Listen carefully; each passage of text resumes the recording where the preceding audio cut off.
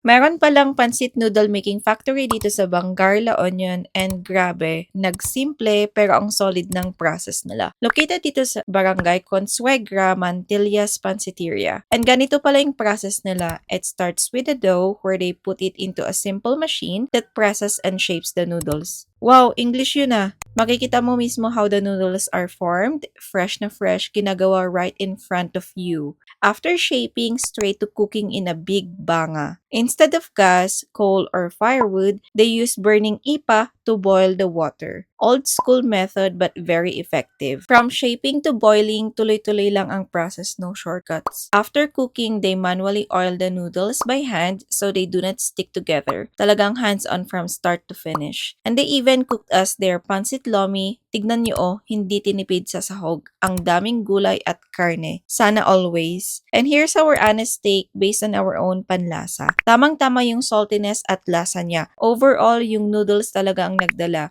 You can really taste na fresh siya. Okay yung firmness and consistency, hindi soggy. Soggy? Sakto lang. For us, this one is definitely recommended. Small place, traditional method, and quality that you can actually see and taste. Minsan talaga, the most authentic finds are in the simplest places. Wow! AI yarn? Char! Tara, sa next destination sa bayan naman ng Santol.